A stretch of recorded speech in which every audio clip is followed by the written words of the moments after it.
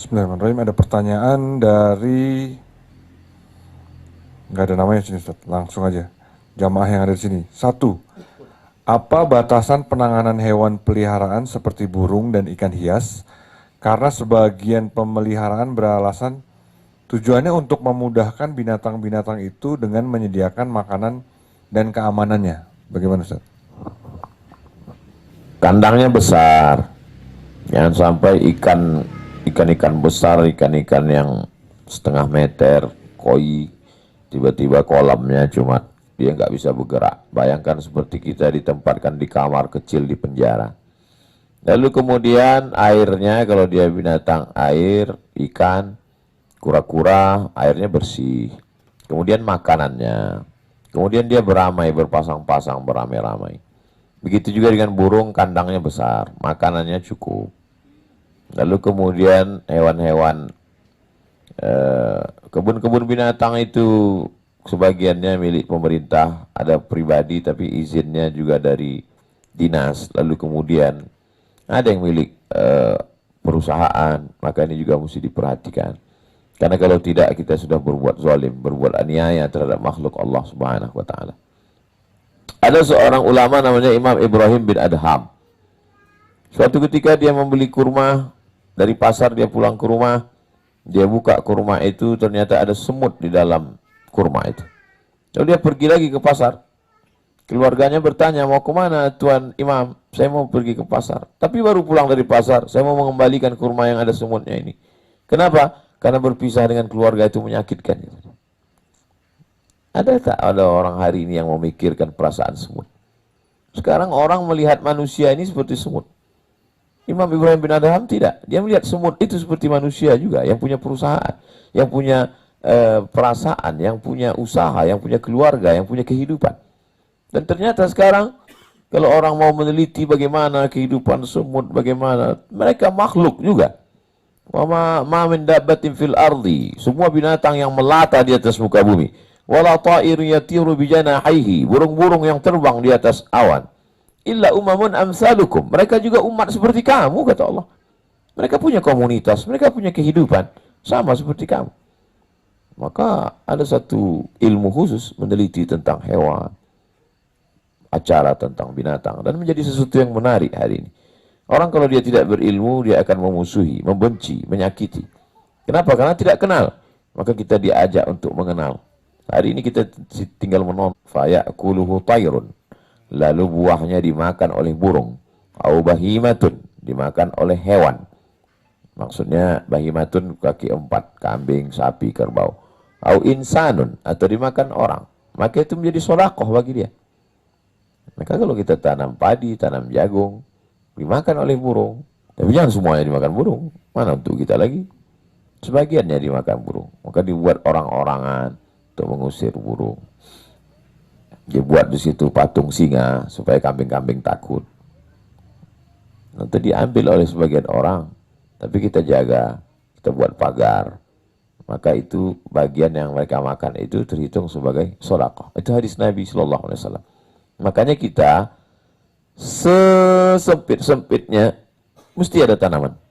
Tanam bunga, tanam apa, tanam. Orang Jepang itu tidak banyak ruang, tidak banyak tanah, tapi yang sedikit pun dia manfaatkan. Kalau di atas loteng, tetap dia buat ada tanam-tanaman. Dan ada hewan-hewan peliharaan. Ada salah seorang sales pemasaran rumah. Seorang sales pemasaran rumah, ketika itu saya cerita tentang hewan. Lalu dia pun mengatakan, Ustaz Somad, pengalaman saya memasarkan rumah, kalau di rumah itu ada tanaman dan hewannya, biasanya rumah itu lebih cepat laku. Pengalaman pribadi beliau. Kalau di rumah itu ada tanaman dengan hewannya, rumah itu lebih awet, lebih terjaga. Tapi kalau rumah itu tidak ada tanaman, tidak ada hewannya, rumah itu gersang, rumah itu seperti rumah tinggal, rumah itu seperti rumah hantu, rumah itu seperti rumah lapuk, dan lain sebagainya. Kita bicara tentang hewan, dia langsung datang malam ini. Ulat bulu. Tapi induknya nampaknya. Wallahu a'lam bishawab. Pertanyaan ketiga, Kondisi alam yang indah ini identik dengan tempat hiburan. Tempat hiburan ini identik dengan maksiat. Apa yang lebih tepat dilakukan oleh kita yang tinggal di tengah-tengah lingkungan tempat hiburan? Apa lebih baik pindah atau menetap terus memperbanyak ibadah? Saya baru pulang dari Lombok. Ada satu pulau yang cantik, namanya Gili Gede. Gili artinya pulau kecil. Tapi karena di antara pulau-pulau kecil dia yang besar, maka disebut Gili Gede. Lalu kemudian sebagian tanah sudah dibeli oleh investor asing. Karena orang asing tidak boleh punya tanah di Indonesia, maka dipakai nama orang Indonesia. Tapi masih ada saudara-saudara kita yang mempertahankan dengan membuka wisata Islam, wisata syariah. Yang mau tinggal di sana mesti bawa KTP, pasangan suami istri, tidak mau bawa orang lain. Lalu kemudian pula makanannya halal. Dan ternyata peminatnya ada hidup sampai hari ini. Dipasarkan, diiklankan. Maka jangan tinggalkan, karena kalau kita tinggalkan habislah dia. Man ra'a minkum mungkaran, siapa yang melihat kemungkaran falyughayyirhu biyadihi. Rubah dengan tangan, yang punya kekuasaan, perizinan. Fa illam yastati', kalau kamu tidak sanggup, fa bilisani, dengan lidah, sampaikan. Termasuk yang kita lakukan malam ini dengan tausiah, dengan kajian. Saudara-saudaraku yang berada di kampus, sampaikan itu sebagai insan civitas akademika. Fa illam yastati', kalau tidak sanggup, fa bi qalbi, dengan hati. Paling tidak kita jangan ikut serta. Ada perlawanan, ada ketidaksukaan, ada ketidaksetujuan dengan itu. Sebagai bentuk perlawanan sebagai orang beriman kepada Allah Subhanahu wa ta'ala. Jadi jangan sampai kemungkaran itu kita diam. Orang yang diam melihat kemungkaran berarti dia syaitan akhros, syaitan bisu, kata Imam Abu Ali Ad-Daqqaq. Na'udzubillah. Negeri ini akan menjadi tempat maksiat atau menjadi tempat taat, itu tergantung kita masing-masing. Kalau orang yang banyak mengaji, simpel saja teori sosial itu simpel saja. Person baik, menjadi keluarga baik, menjadi masyarakat baik. Jadi kalau masyarakatnya tidak baik, itu karena keluarga tidak baik, karena person tidak baik. Perbaiki diri, perbaiki keluarga, maka masyarakat baik akan muncul. Apalagi kita tinggal di negara demokrasi. Negara demokrasi itu yang paling menang, itu yang paling banyak. Makanya majelis-majelis taklim diperbanyak, kajian-kajian keilmuan diperbanyak, majelis-majelis sholawat diperbanyak. Maka insya Allah kita pun akan selamat. Negeri ini akan terjaga kalau kita tidak diam. Kalau orang yang benar itu diam, orang yang salah bersuara, akhirnya lama-lama orang yang salah merasa benar, orang benar merasa salah. Maka mesti menyampaikan kebenaran. Itu yang disebut watawasau bil haq, watawasau bis sabr. Wallahu a'lam. Yang keempat, Assalamualaikum Ustadz, bagaimana sikap kita sebagai muslim terhadap anjing yang dipelihara oleh tetangga kita yang kadang-kadang dibiarkan di luar dan berkeliaran dan kadang-kadang mengejar kita sehingga kadang-kadang ada niatan untuk melukainya dan kita sudah lapor RT RW namun belum ada respon. Kadang-kadangnya agak kebanyakan Ustadz, gimana Ustadz? Kalau kita tinggal di lingkungan perumahan, rumahnya pakai pagar, bagus dipasang pagar. Tapi kalau dia klaster tidak berpagar, ini masalah. Anjingnya main ke tempat kita. Dan tidak bisa kita buat tulisan di situ, anjing dilarang masuk. Lalu kemudian, apalagi kalau dia sampai mengejar kita, kita punya pemerintahan. Paling bawah RT, di atas RT RW, ada kadus, ada kades, ada lurah. Maka bermusyawarah di antara kita. Kita ada musyawarah. Kita punya Satpol PP, kita punya polisi. Nah, kita punya perangkat. Kita tidak tinggal di hutan.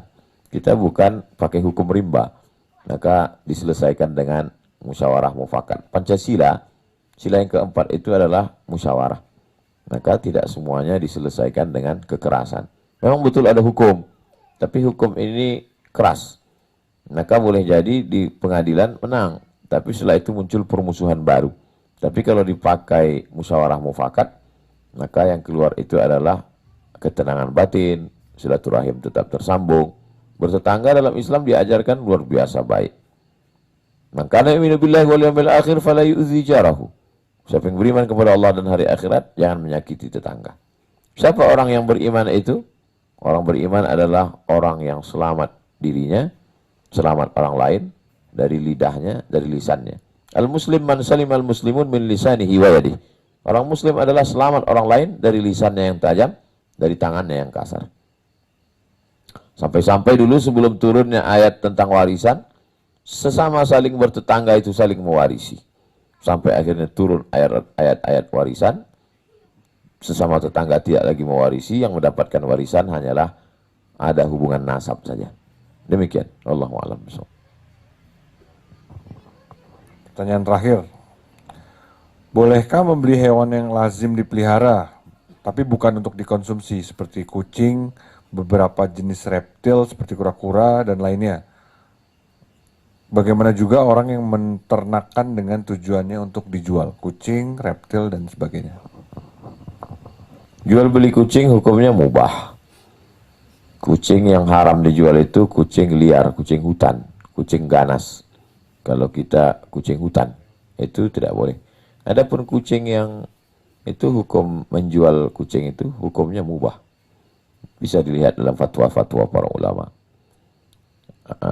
Lalu kemudian tentang hewan reptil seperti kura-kura, dalam mazhab Syafi'i haram.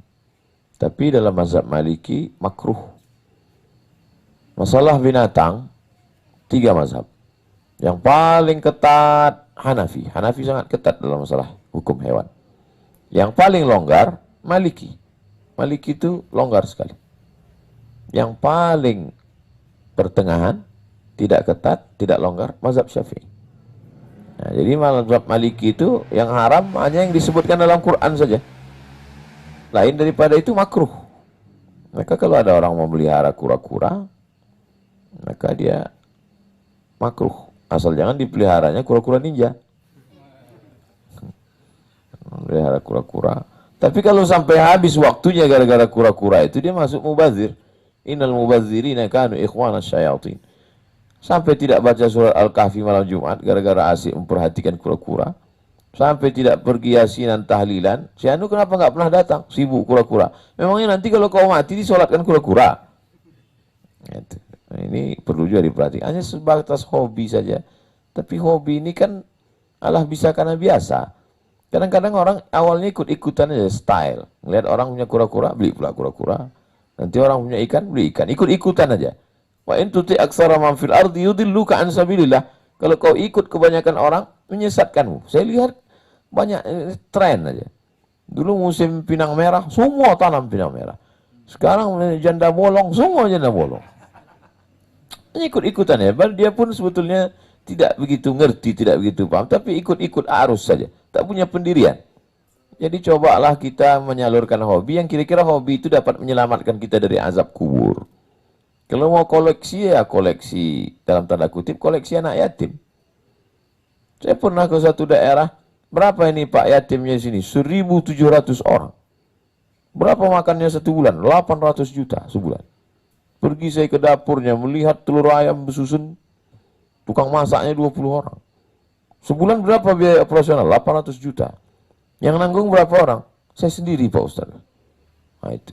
Jadi kalau banyak kita menyantuni anak yatim, itu nggak sempat kita berpikir untuk ngasih makan kura-kura.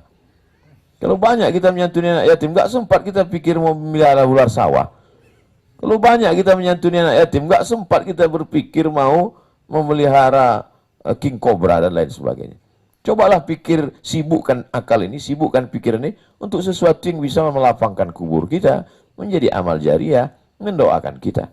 Adapun hewan-hewan binatang ini kita serahkan ke kebun binatang, kita serahkan kepada alam, kita lepaskan ke alam, hutan lindung, maka selamat. Kita masih punya hutan lindung di Pulau Sumatera, ada hutan lindung, di Kalimantan ada hutan lindung. Jadi kalau kita dapat binatang ini, kita lepaskan supaya dia makan.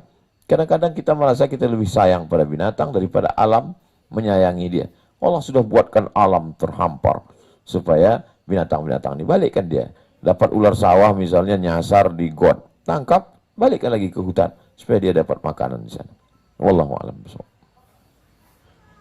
Demikianlah kajian kita pada malam hari ini. Mudah-mudahan bermanfaat. Saya turun dari pesawat ketemu dengan beberapa bapak-bapak, Ustadz Abdul Somad, kami dari Badan Penanggulangan Bencana, mohon Ustadz kalau ceramah sampaikan tentang menjaga alam. Dalam hati saya, berarti kamu nggak nonton ceramah saya. Saya udah bolak-balik cerita tentang alam ini. Termasuk malam ini kita ulang lagi. Karena memang kita sedang dekat dengan alam. Mudah-mudahan kita termasuk hamba-hamba Allah yang menjaga alam, bukan merusak alam. Ala hazihi niyah al-Fatihah. A'udzubillahi minasyaitonirrajim. Bismillahirrahmanirrahim. Alhamdulillah rabbil alamin arrahmanir rahim maliki yaumiddin. Iyyaka na'budu wa iyyaka nasta'in ihdinas siratal mustaqim siratal ladzina an'amta 'alaihim ghairil maghdubi 'alaihim waladdallin. Amin. La tada' lana fi maqamina hadza dzamban illa ghafartah. Ampuni dosa-dosa kami ya Allah. Wala dainan illa qadaitah. Bantu kami melunasi segala hutang piutang kami. Wala maridan illa syafaitah. Ada saudara kami yang sakit, berikan kesembuhan. Wala mayyitan illa rahimtah. Yang meninggal dunia, ampunkan, curahkan rahmat, lapangkan kuburnya. Allahumma rzuqna al-istiqamata ala syari'atil warra. Berikan kami istiqamah dalam agama yang benar. Allahumma khtim lana bi husnil khatimah. Tutup umur kami dengan husnul khatimah. Allahumma ja'al abna'ana wa banatina minas salihin wa salihat. Jadikan anak-anak kami anak-anak yang salih dan salihah. Allahumma ja'al akhir kalamina inda intihai ajalina. Jadikan akhir kalam kami ketika ajal kami sampai. Yang terakhir keluar dari mulut kami, la ilaha illallah Muhammadur Rasulullah sallallahu alaihi wasallam. Rabbana atina fid dunya hasanah wa fil akhirati hasanah wa qina adzabannar. Wa sallallahu ala sayyidina Muhammad wa ala alihi washabbihi wasallam. Walhamdulillah rabbil alamin. Terima kasih segala perhatian. Mohon maaf segala kesilapan dan kekhilafan. Wassalamualaikum warahmatullahi wabarakatuh.